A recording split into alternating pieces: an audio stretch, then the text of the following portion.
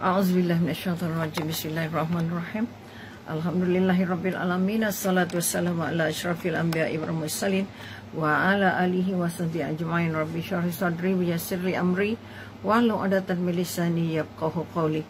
Mari kita panjatkan sama-sama rasa syukur setinggi-tingginya ke hadrat Ilahi kerana masih menghadiahkan kita namanya kehidupan dan terus menjadi yang kita sebahagian daripada hamba-hamba Allah yang mencintai ilmu, terus menjalankan ibadah harian untuk mencari redha Allah, dan akhirnya kita merasa nikmat sebanyak-banyaknya, sepuas-puasnya di dunia ini tanpa sebarang kesulitan. Jadi sekali lagi alhamdulillahirabbil alamin, bahawa kita tunduk patuh kepada Allah yang memiliki segala pujian. Kemudian kita juga mengucapkan Allahumma salli ala sayyidina Muhammad yang tidak pernah hentinya, terutamanya hari ini, hari ketua segala hari. Izi, terima kasih. Duduk sama, maka kekuatan yang nak dibangun ialah mengangkat sebanyak-banyaknya selawat kepada Rasulullah sebagai tanda kita sangat mencintai baginda, dan kita merupakan mengaku bahawa kita adalah pengikut Rasulullah yang benar-benar tak sayang, yang benar-benar mentaati, yang benar-benar bersungguh-sungguh untuk meraih cintanya Rasulullah, kerana cintanya Rasulullah akan membawa kita kepada cintanya Allah. Tanpa mencintai Rasulullah bermakna kita belum mampu untuk mencintai Allah. Sebab itu sekali lagi, Waalaikumsalam Syamsiyati Samsudin. Okey, mudah-mudahan kita diberi keberkahan dalam pertemuan petang ini. Hari ini kita katakan, okey, Allahumma salli ala sayyidina Muhammad, ya. Easy, okey. Kita katakan kita sampai kepada sebab-sebab ataupun tanda-tanda sebab-sebab mengapa kita dapat su'ul khatimah, okey. Maka kita kata sebab-sebab yang paling besar, ataupun kita sudah sampai kepada sebab yang keempat. Okey, semalam kita bincangkan orang yang menjadi atau yang menempah su'ul khatimah adalah mereka yang tidak istiqamah dalam melakukan ketaatan. Artinya tidak berterusan, tidak sabar, tidak ikhlas. Itu semua tu dia masuk. Kita kata tidak istiqamah. Okay, sebab itu kita kata kita sudah pembincangkan su'ul khatimah merupakan satu kematian yang paling buruk, okay, yang paling kalau boleh kita nak hindari. Sebab itu kenapa su'ul khatimah ialah apabila seseorang itu melakukan kejahatan, melakukan kezaliman, melakukan maksiat, dan dia tidak bercita-cita untuk nak bertaubat.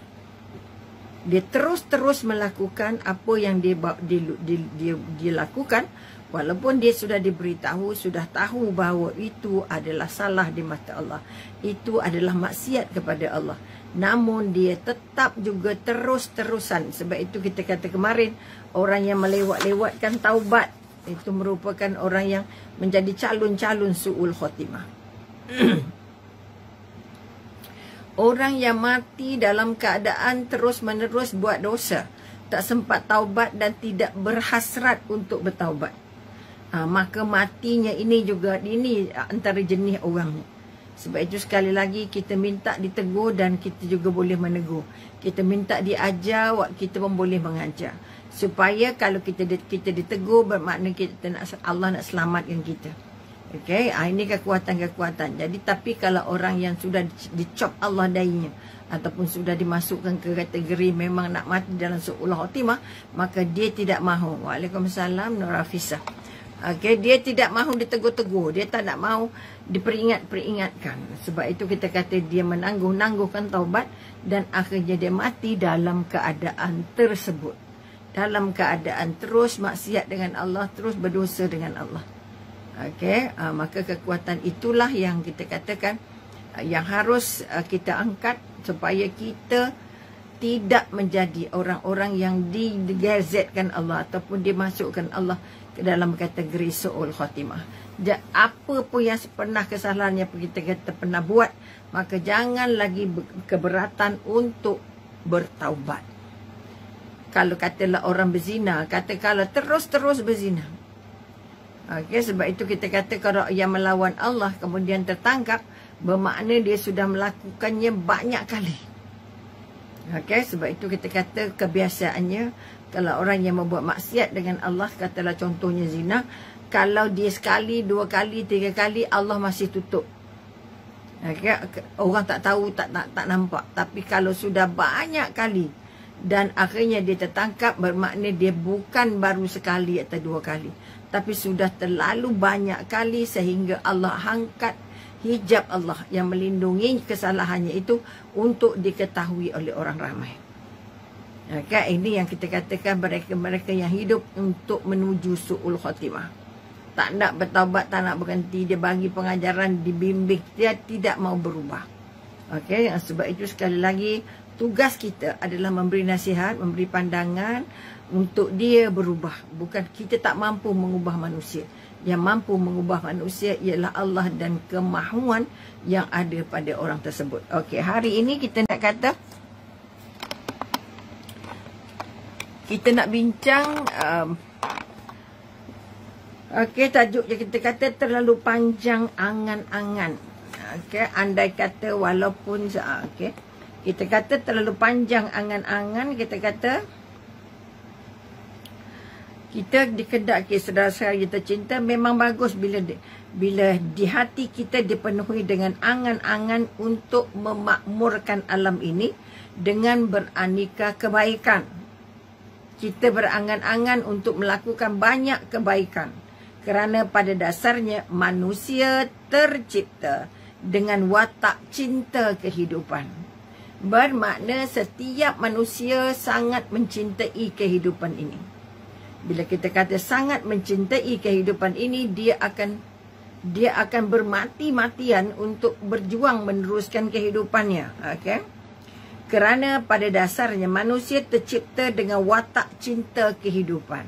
Maknanya orang yang cinta dunia itu memang cinta kehidupan, tapi kalau tak ditampung dengan kekuatan tauhid, tidak ditampung dengan kekuatan peraturan dengan Allah, maka kita bimbang dia cinta itu akan membuat kita terpelosok di dunia dan akhirat. Akan tetapi kita harus waspada dari terlalu panjang angan-angan. Walaupun kita gairah untuk terus hidup, tapi jangan basang angan-angan yang terlalu panjang. Ya, yang menghalang, yang boleh menghalang kita untuk taat kepada Allah. Kerana memikirkan apa nak buat, akhirnya dia terlupa, dia leka, dia akhirnya cuai dengan apa kerja yang dia patut buat dengan Allah. Okey? Sebab itu saya kata-kata jangan terlalu panjang angan-angan. Biasanya orang yang panjang angan-angan cenderung kepada syahwat nafsu, okey? Dan dia sangat cenderung pada kesenangan dunia. Sebab itu orang sanggup lakukan apa saja maksiat untuk dapat kemewahan. Kerana katanya kalau dapat mewah di dunia, bermakna hidupnya akan senang. Kerana dia sangat-sangat, kita katakan tadi, dia sangat-sangat mencintai syahwatnya, cenderung kepada syahwat dan juga kesenangan-kesenangan dunia. Kerana itu kita mendapati hatinya tidak tergerak oleh ayat-ayat Allah. Dengar ayat-ayat Allah, dengar Allah bercakap, dengar azan, dengar panggilan solat, tak gerak hatinya. Okey? Hatinya tidak bergerak oleh ayat-ayat Allah dan sabda Rasulullah. Nabi kata begini, Nabi kata begini, dia tak kisah. Okey? Kerana itulah Nabi mengingatkan agar berwaspada dari terlalu panjang angan-angan. Angan-angan nak buat itu, nak buat ini, nak buat ini, nak beli itu, nak beli ini, nak jadi itu, nak jadi ini. Terlalu panjang, akhirnya kita terpelosok oleh nafsu dan akhirnya terdorong untuk menjadi hamba-hamba yang hanya cinta dunia. Okay, cinta dunia sehingga kita lupa kita ada akhirat. Diriwayatkan dari Ibnu Umar, diriwayatkan dari Umar radhiyallahu anhu, dia berkata, Rasulullah memegang bahuku seraya bersabda, lalu berkata, jadilah kamu di dunia ini seakan-akan kamu,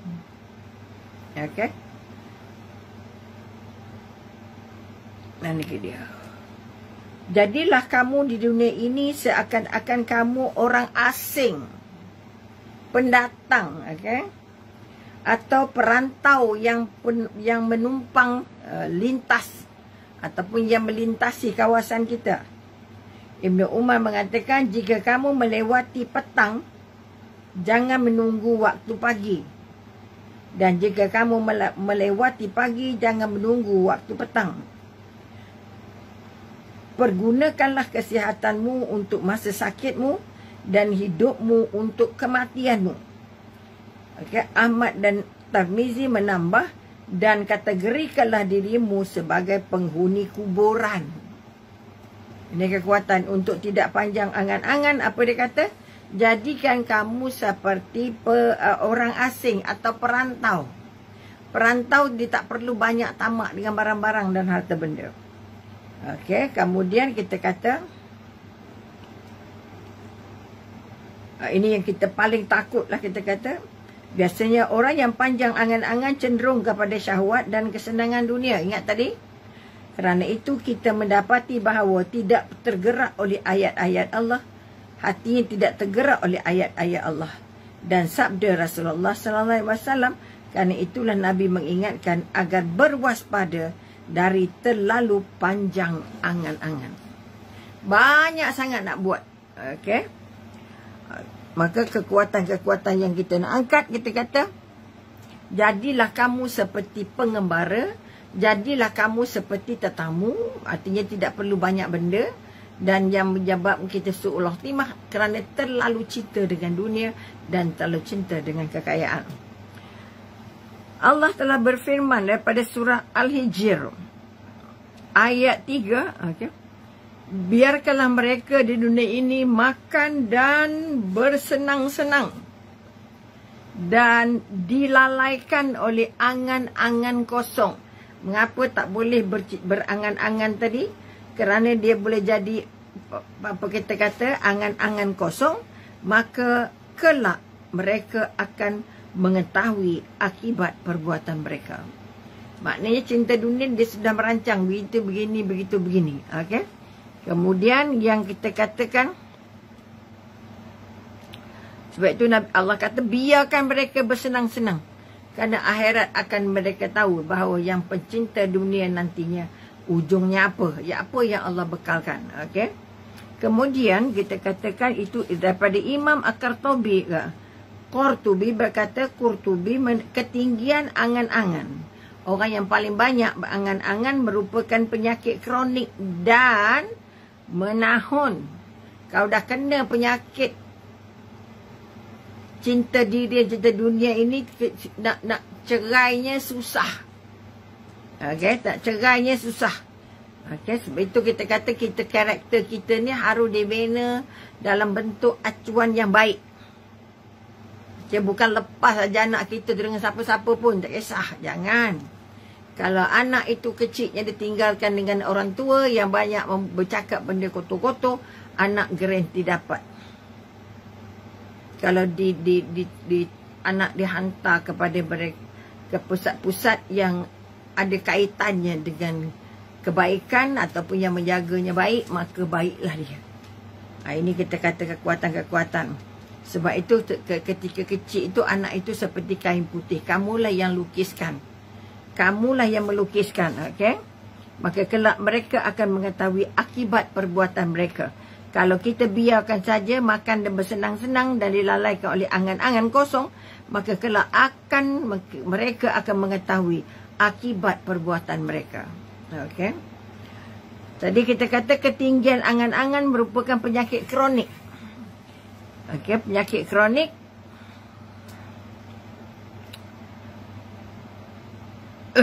Maka kelak mereka akan dilalaikan oleh angan-angan dan mereka kelak akan mengetahui akibat perbuatan mereka. Maka kekuatan Ustaz Al-Hijr ayat 31. Okey. Kalau ikut kata-kata Imam Al-Qurtubi, ketinggian angan-angan merupakan penyakit kronik dan menaun. Orang yang dah jadi mabuk cinta, mabuk dunia, mabuk pekerjaan, mabuk macam-macam, menaun nak bagi hilang. Okay? Dan dilakukan oleh kebanyakan mereka yang begini dilalaikan oleh angan-angan kosong, maka kelak mereka akan mengetahui akibat perbuatan mereka. Okay?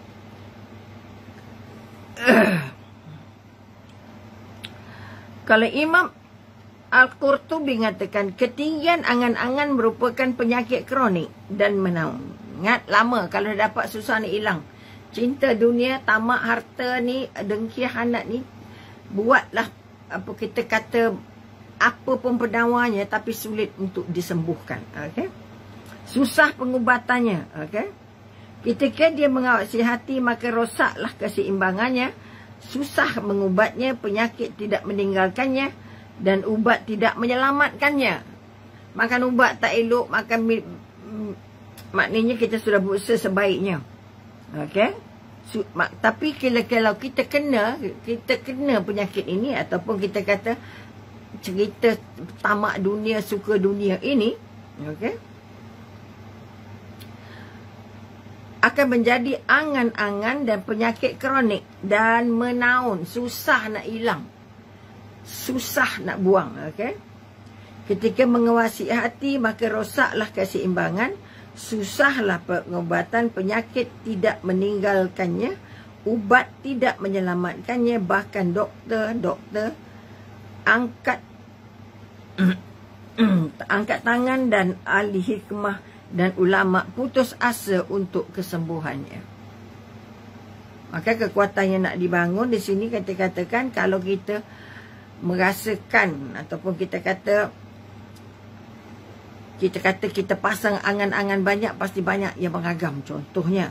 Maka kekuatan yang kita nak bangun, kita sedar bahawa kalau kita kata berangan-angan terlalu panjang, bermakna akan berjumpa dengan penyakit kronik ketika kita katakan penyakit itu sudah menaun dalam jiwa. Okey, kemudian kita katakan penyakit tidak meninggalkannya, ubat tidak menyelamatkannya. Ini yang susahnya. Susah penyakit yang kita sedang bincangkan ini. Okey. Terlalu panjang angan-angan dia. Okey. Ubat tidak menyelamatkannya, bahkan doktor-doktor angkat tangan dan ahli-ahli hikmah dan ulama putus asa akan kesembuhannya. Bermakna tak ada siapa nak doa untuk dia. Okey, hati-hati kalau kita dalam perjalanan menuju kematian, ditakdirkan sakit, tolong hormat orang yang memberi rawatan itu. Hakikat angan-angan adalah keinginan terhadap sesuatu dan perhatian. Okey. Hakikat angan-angan adalah keinginan terhadap dunia dan perhatian padanya, mencintainya dan berpaling dari akhirat. Apa yang kita maksudkan cinta dunia? Apabila dia mencintai dunia jauh lebih besar daripada mencintai akhirat. Ini yang kita nak angkat. Okey. Sebab katalah kalau kita sudah tahu tapi orang yang kita bagi tu kita tak tahu. Sebab itu kena belajar juga tentang bahasa tubuh, macam mana interpersonal, intrapersonal. Ini penting-penting ni sebenarnya. Okey. Maka kita kata orang yang berkeinginan besar kepada dunia dan maka perhatiannya langsung pada dunia. Okey. Mencintai dan berpaling dari akhirat. Kerana itu Rasulullah bersabda. Apa Rasulullah kata? Okey. Awal umat ini menjadi baik dengan zuhud dan keyakinan. Masa awal-awal ni. Okey. Sedangkan akhir umat ini dimusnahkan oleh kebaikan, kebatilan dan angan-angan.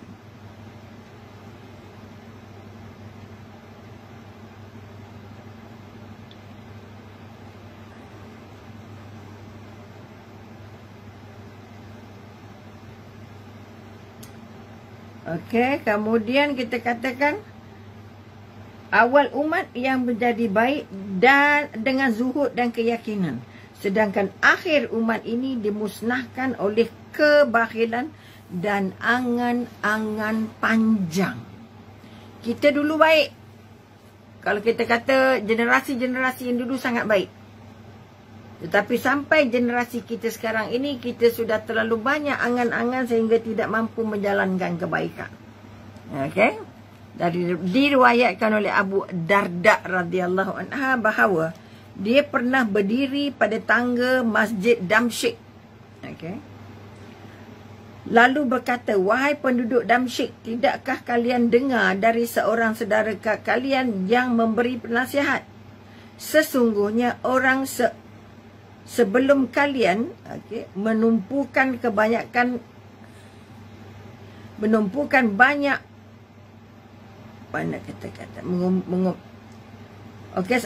sesungguhnya orang sebelum kalian mengumpulkan banyak orang, mendirikan bangunan-bangunan dan berangan-angan jauh sekali. Lalu jadilah perkumpulan mereka sebagai pembinasaan, bangunan mereka sebagai kubur, dan angan-angan mereka sebagai satu yang membuat mereka tertipu. Kaum Ad ini telah memenuhi negeri dengan penduduk hartanya, kuda dan laki-laki. Siapa yang membeli daripadanya sekarang, maka aku biarkan mereka dengan harga 2 dirham sambil bersenandung. Okay? Maknanya sekali lagi kita nak bangun balik kekuatan. Kita yang berhak, kita yang mesti untuk kita katakan bersungguh-sungguh. Okay? Bersungguh-sungguh. Okay? Supaya tidak terlalu besar angan-angan, maka yang kita angan-angankan yang memang boleh dicapai secara baik. Okey, boleh dicapai secara baik dan dia diperlukan. Kemahiran itu diperlukan. Okey. Al-Hasan berkata, tidaklah seorang hamba berangan-angan jauh kecuali dia tidak baik bekerja. Kerja yang tak pandai, tak baik. Dengarlah apa yang diucapkan oleh Abu Darda radhiyallahu anha. Angan-angan membuat malas bekerja. Siapa yang suka pasal angan-angan, dia malas kerja. Okay. Benarlah apa yang diucapkan oleh Abu Darda radhiyallahu anha. Angan-angan membuat malas bekerja, memunculkan kebiasaan santai dan berleha-leha.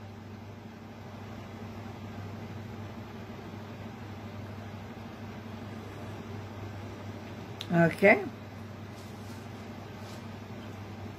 Kita ambil contoh kaum Ad, satu daripada kaum-kaum yang Allah telan, yang Allah hukum.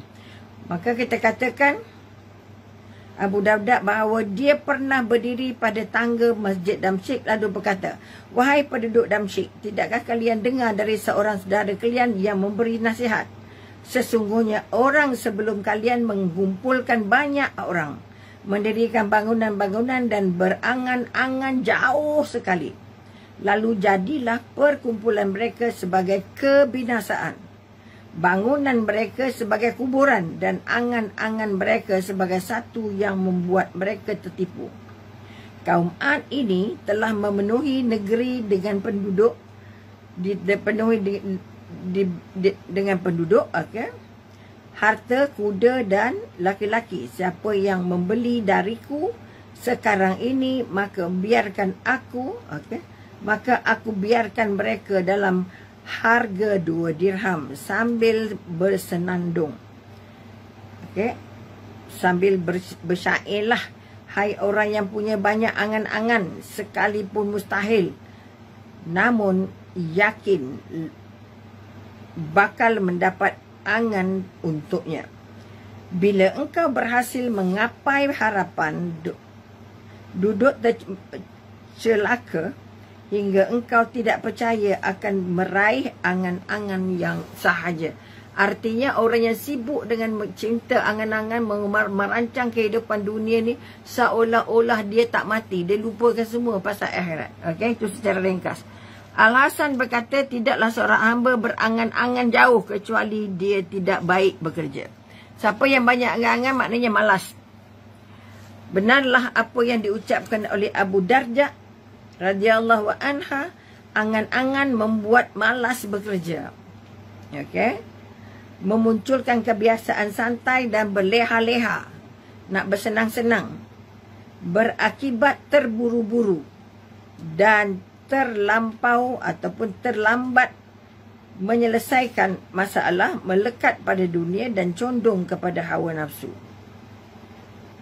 Perkara demikian sering disaksikan mata sehingga tidak perlu penjelasan terperinci dan bukti lagi. Begitu juga bahawa angan-angan terhadap sesuatu yang dekat membangkitkan semangat bekerja dan suka mengambil inisiatif dan memacu pekerjaannya.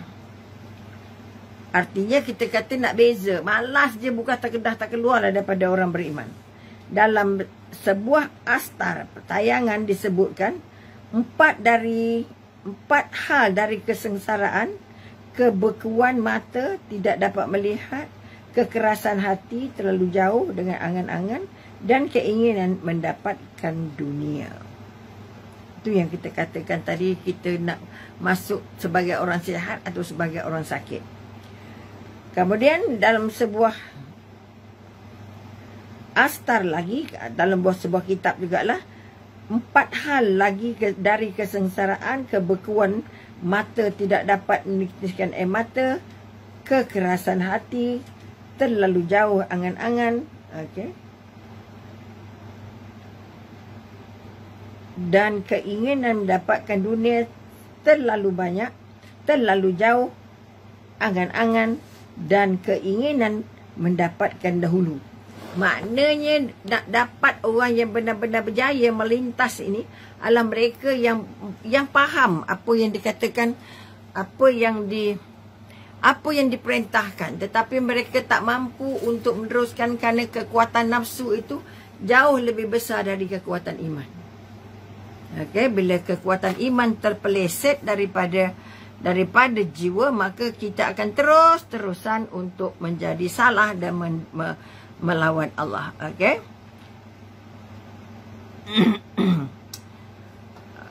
Ali radhiyallahu anhu berkata, sesungguhnya hal yang paling aku takutkan dari kalangan kalian adalah menuruti hawa nafsu dan jauh berangan-angan. 2 je yang dicari.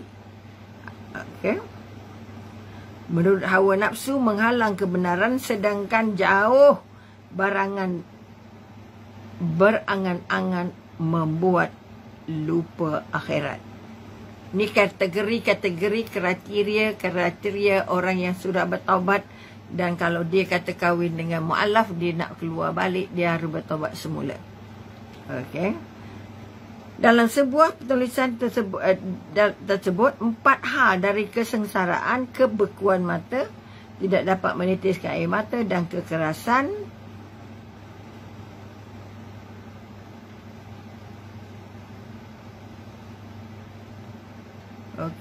ini kekuatan-kekuatan yang kita nak angkat.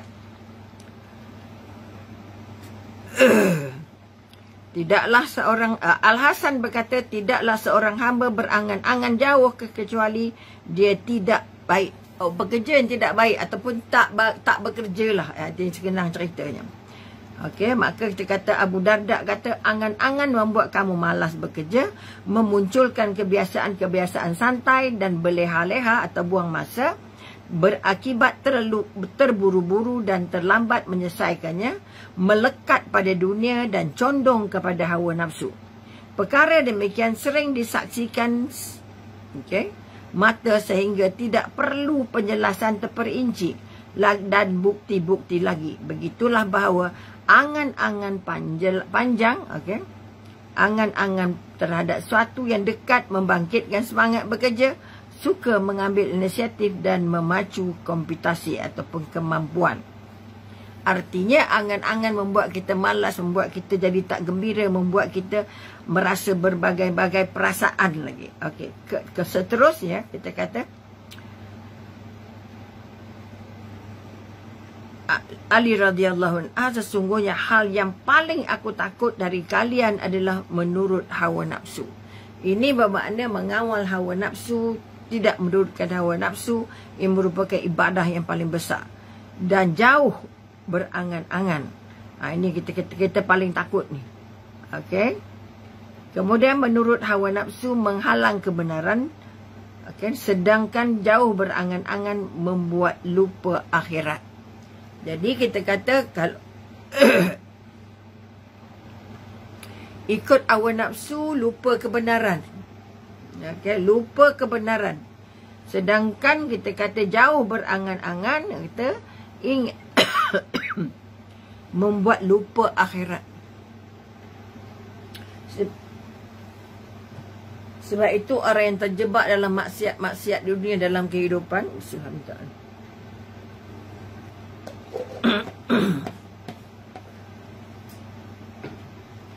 yang sanggup melakukan apa saja jenayah untuk dapat, termasuklah rasuah, termasuklah ambil orang punya, termasuklah menggelapkan. Ini adalah penanda-penanda kita itu termasuk dalam mereka yang mencintai dunia. Okey? Dalam kisah yang lain disebutkan 4 hal dari kesengsaraan. Okey. Apa sebab orang jadi? Pertama, ada 4 hal. 4 hal dari kesengsaraan: kebekuan mata, tidak dapat menitiskan air mata, kekerasan hati, terlejau angan-angan, dan keinginan mendapatkan dunia. Ini di antara ciri-ciri orang yang dipilih untuk atau yang ditentukan, yang dimasukkan Allah dalam mati dalam su'ul khatimah. Okey. Nak mendapat dunia habis-habisan. Terlalu jauh angan-angan disebabkan oleh 2 hal. Apa sebab kita banyak angan-angan? Pertama, ketidaktahuan. Bodoh, pandai, tak belajar. Tak tambah ilmu, ya. Ketidaktahuan. Sehingga seorang pemuda menyangka bahawa kematian masih jauh datangnya. Kerana dia merasa dalam keadaan mudanya, yang pria atau yang prima dan sangat segar bugar, pemuda itu tidak tahu bahawa kematian tidak membezakan yang muda dan yang tua.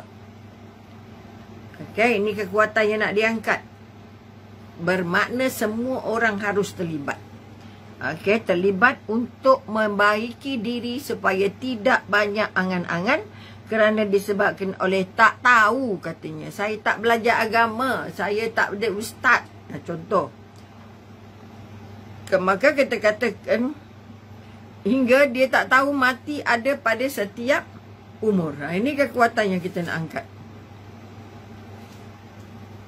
Allah Subhanahu Wa Taala berfirman, okey, di mana saja kamu berada, ingat, okey, kematian akan mendapatkan kamu. Okey, walaupun kamu di dalam benteng yang tinggi lagi kukuh. Ini kita ambil surah An-Nisa ayat 70. Ayat 78, betul. 78. Maka kita nak bangun balik kekuatan. Allah minta maaf banyak. Sekejap saya. Allahu Akbar. Kita nak bangun, tadi kita kata apa? Di mana saja kamu berada. Maknanya kalau orang yang cinta pada dunia atau panjang angan-angan sebab dia muda, itu satu punca. Dia rasa muda, dia rasa dia panjang umur lagi. Kemudian daripada Al-Mashi, dari Khaisamah. Dia berkata, malaikat maut menemui Sulaiman bin Daud. Nabi Sulaiman, okey, alaihissalam. Dia terus menerus memandang salah seorang daripada yang hadir dalam majlisnya. Ini kisah bagaimana pemuda ataupun kita katakan seorang yang hadir dalam majlisnya. Ketika malaikat keluar, seorang itu berkata, siapa ini? Sulaiman menjawab, dialah malaikat maut. Orang itu berkata, aku melihatnya memandang aku seakan-akan menghendaki diriku. Sulaiman bertanya, itu menjawab, aku ingin kamu menghindarkan diriku darinya kerana dengan menyuruh angin membawaku ke bahagian India jauh. Lalu angin melaksanakan keinginannya. Ini cerita orang muda yang duduk menjadi tetamu pada Nabi Sulaiman. Okey. Bila tetamu Nabi Sulaiman, kemudian tiba-tiba malaikat maut datang untuk mencabut nyawanya, maka pemuda itu minta pada Nabi Sulaiman, minta tolong Nabi Sulaiman, sebab dia kata, kenapa orang ni tengok saya? Waalaikumsalam rohani. Maknanya dia akhirnya dia minta dengan Nabi Sulaiman, tolong lariin aku daripada orang ini. Orang ni datangnya dari tadi dah tengok je aku. Maka macam dia ada hajat dengan aku, kata sahabat itu, atau kata tetamunya Nabi Sulaiman. Okey, maka kekuatan yang kita nak, maka dia minta Nabi Sulaiman balik atau terbangkan dia ke India. Okey, maka kita sebaik saja bila terbangkan ke India, Lalu angin melaksanakan keinginannya. Kemudian Sulaiman berkata kepada malaikat maut yang datang lagi, aku melihatmu terus memandang kepada salah seorang daripada tetamu yang hadir di majlis aku. Malaikat menjawab, ya, aku merasa heran kepadanya kerana sesungguhnya aku diperintah untuk mencabut nyawanya di bahagian India jauh pada waktu dekat. Sedang dia masih di sampingmu, maka aku takjub terhadap hal ini. Maknanya kita kata, bila kata orang muda, satu daripada sebab tadi kenapa dia mabuk dunia, sebab dia rasa dia muda lagi. Maka ini sebagai contoh nak bagi tahu bahawa muda juga boleh mati. Pemuda ini tadi merupakan tetamu pada Nabi Sulaiman. Malaikat maut datang ke situ kerana apa? Dia kata, perintah dari Allah, aku nak cabut nyawa orang ni di India. Bukan di rumah kamu, bukan di majlis kamu. Sebab itu kita kata Nabi Sulaiman kata sebab itu orang tadi minta sebab dia minta diterbangkan ke India. Maka kita katakan ada pun sebab kedua, terlalu panjang angan-angan adalah cinta dunia. Kerana sebab itu penting sekali, maka kita akan membahasnya secara terpisah. Kekuatan yang pertama tadi kita kata dia rasa dia lambat lagi mati sebab dia muda lagi. Maka dia mabuk pasang angan-angan. Tetapi kisah ini menunjukkan kepada kita bahawa sebaik saja dia turun kaki ke India setelah ditiup angin atas perintah Nabi Sulaiman, maka dia turun saja malaikat maut dah sampai dah. Okey. Waalaikumsalam Muhammad Hakim. Okey. Maknanya kita nak kata Allah nak tunjuk ataupun Nabi nak ajar kita bahawa mati ada di mana-mana. Okey. Itu sebab yang pertama. Sebab yang kedua, kita kata panjang angan-angan ialah kerana cinta dunia. Apa yang kita maksud dengan cinta dunia? Okey. Mengenai cinta dunia boleh diterangkan bahawa manusia apabila telah merasa senang terhadap dunia, kesenangan berahi, hiburan dan seumpamanya, maka hatinya akan terasa berat untuk berpisah darinya. Artinya yang sudah mabuk dengan nafsu, ikut perintah hawa nafsu, maka dia sudah kata inilah yang terbaik dan dia tidak mau bercerai darinya, sehingga hatinya enggan untuk berfikir tentang kematian yang menjadi sebab berpisah dengan kesenangan-kesenangannya tadi. Setiap yang membenci sesuatu, maka dia akan menolaknya dari dirinya.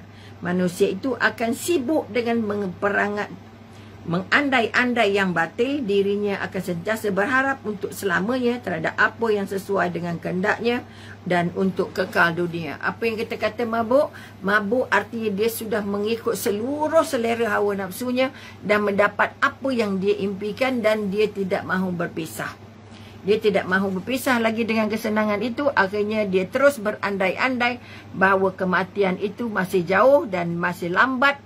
Maka dia terus tidak lagi memikirkan hal-hal akhirat dan dia merasa dia seolah-olah akan kekal di dunia. Ini perkara-perkara yang kita paling takut.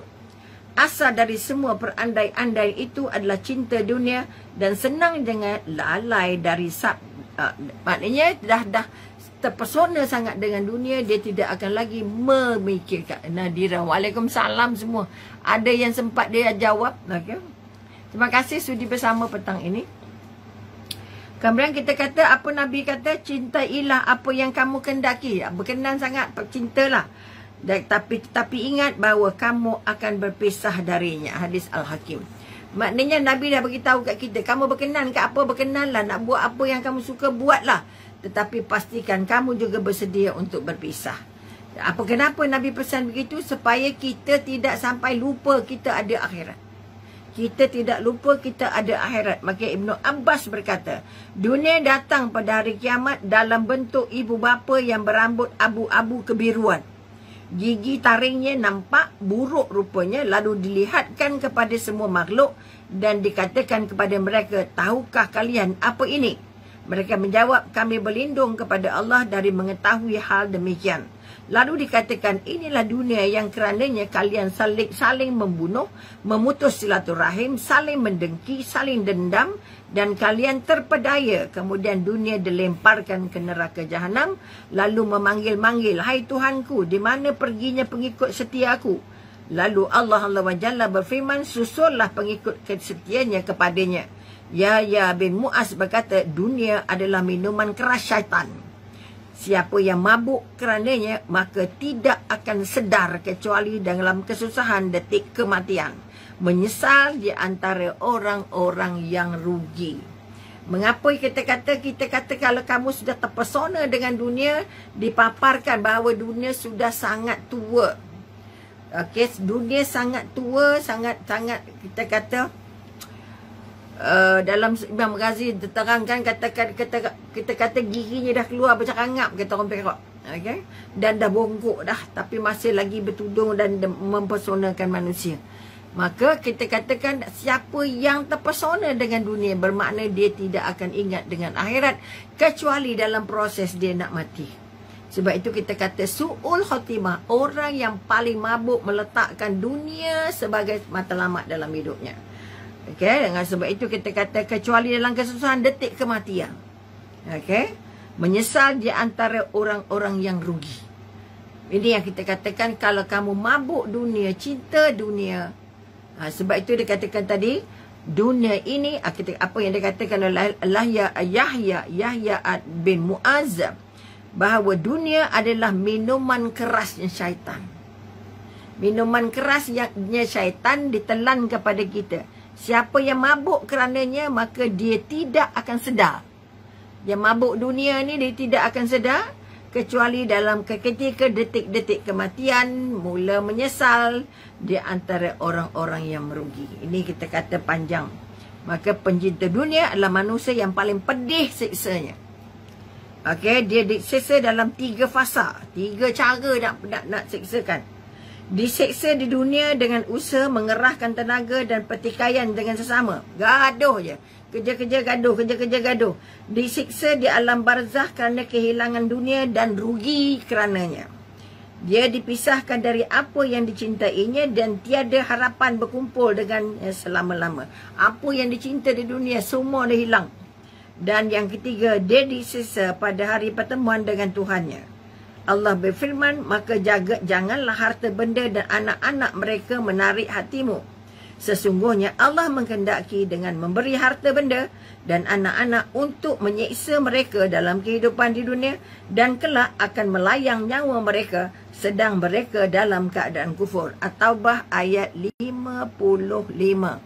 Ni yang kita nak huraikan, yang kita nak kena faham.